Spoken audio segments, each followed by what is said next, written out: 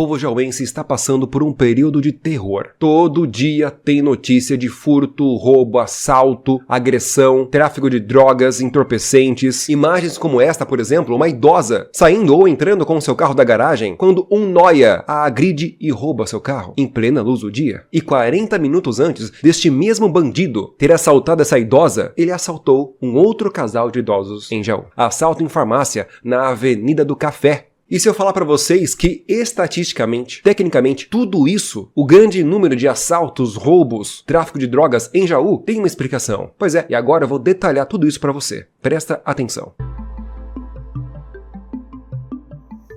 Olha que curioso, o cara que assaltou a farmácia na Avenida do Café tem 20 anos, cuja residência é ignorada, ou seja, deve ser um morador de rua. Saiba que o endividamento das pessoas, das famílias brasileiras, em 2024 atingiu pico recorde, ou seja, famílias muito endividadas. A inadimplência nos imóveis quintuplicou em 2 anos, nos 2 anos de governo do L, do amor. Se a inadimplência quintuplicou, quer dizer que o povo não está conseguindo pagar o aluguel, o povo não está conseguindo pagar a sua casa. E se o povo não paga a sua moradia, o que acontece com eles? Vão morar na rua. Somente em 2024, o número de pessoas em situação de rua no país aumentou em 25%. No ano retrasado, aumentou mais ainda. E quem fez o assalto na farmácia? Um morador de rua. Quem assaltou os idosos e agrediu os idosos? Um morador de rua, um nóia. Ainda em 2023, o Brasil bateu recorde de roubos e furtos de celulares. Em 2024, recordes de roubo e furtos de carro. E a situação iria piorar, segundo estatísticas. E tem mais, hein? Atenção! O número de roubos é 3 vezes maior o de casos registrados em delegacias. Isso quer dizer que muitas pessoas que são roubadas sequer denunciam ou registram um boletim de ocorrência. Então, se o número de roubos e furtos bateu recordes no Brasil nos últimos 2 anos, considerando que grande parte não é nem registrado, nós temos um número alarmante, que não é divulgado na imprensa. O governo não divulga isso e jamais vai divulgar.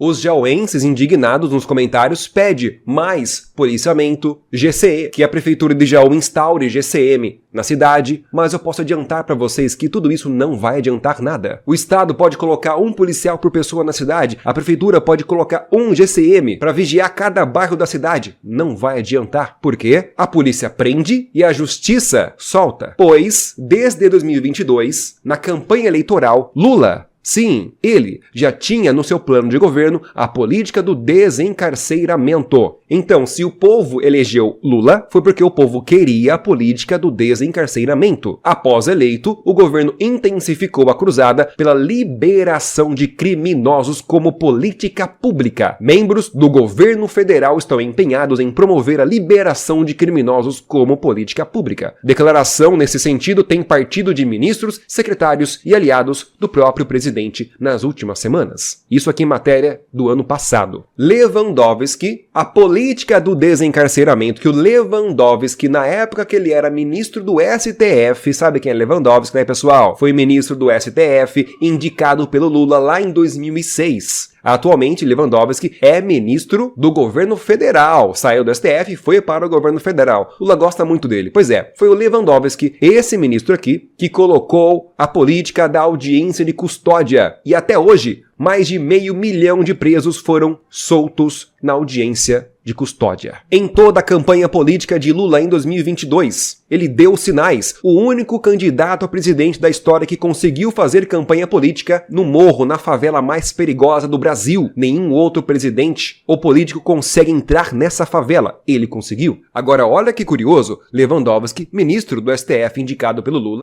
mandou soltar integrante do PCC. Em 2016, em 2022, o mesmo Lewandowski mandou soltar acusado de tráfico de drogas. Ah, mas agora vem o pior. Outro ministro, nesse caso foi o Edson Fachin, indicado pela Dilma, mandou soltar 15 integrantes de quadrilha que operam tráfico de drogas pesado em Campinas. Tudo extremamente comprovado. Uma grande investigação feita pelo Ministério Público Federal com a ajuda do GAECO, famoso GAECO, pessoal, pois é, que também estão combatendo a corrupção aqui em Jaú. Então os policiais, a polícia passou um monte de tempo investigando, colheu um monte de provas. Olha isso aqui, dinheiro vivo, armas, muita droga. homicídios. Mas o que adianta a polícia trabalhar tanto, sendo que apenas um ministro indicado pelo PT, manda soltar a quadrilha inteira da prisão? É muita coincidência, né? Sem contar que o governo Lula foi o primeiro governo do Brasil que convidou a dama do tráfico, a maior líder do Comando Vermelho, para participar do Ministério dos Direitos Humanos do governo petista.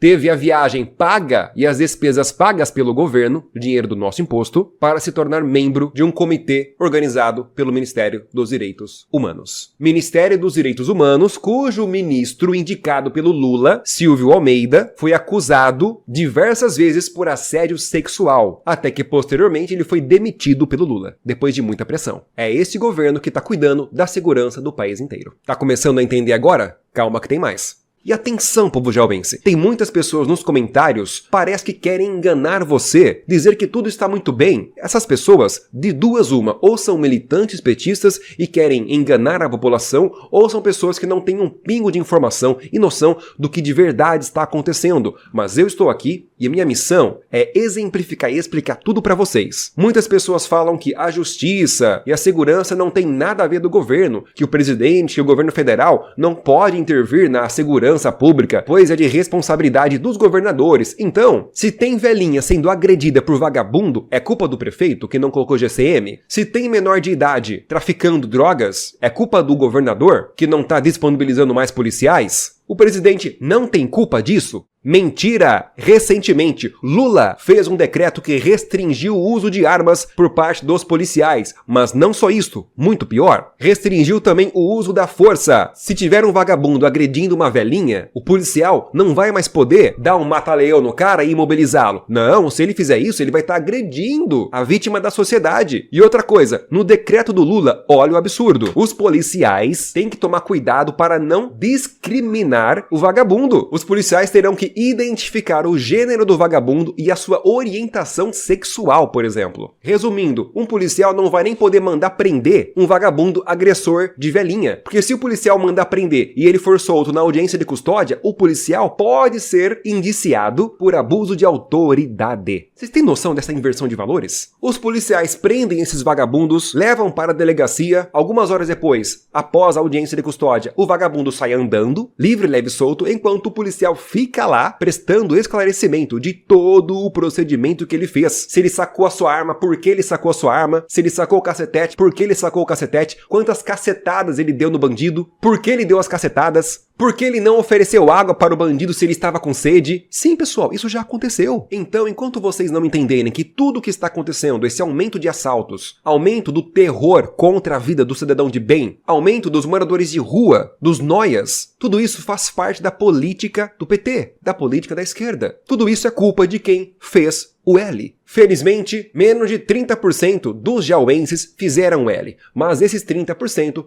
têm culpa disso. Tudo gira em torno de política. Então, enquanto nós não tivermos uma posição firme contra pessoas que defendem esse tipo de política, continuaremos vendo velhinhas, idosas, sendo agredidas e assaltadas por vagabundos. Só nos resta unirmos como comunidade e nos proteger, porque isso só vai mudar, ou pode mudar, só em 2026. Mas até lá, muita coisa dá para nós fazermos. E uma delas, e principal, é rechaçando, argumentando, criticando completamente na internet, em qualquer lugar, as pessoas que defendem esse tipo de política. Política que solta presos e os permite agredir nossa mãe, nosso pai, nosso irmão, nossa filha, nosso filho, em plena luz do dia. Compartilha.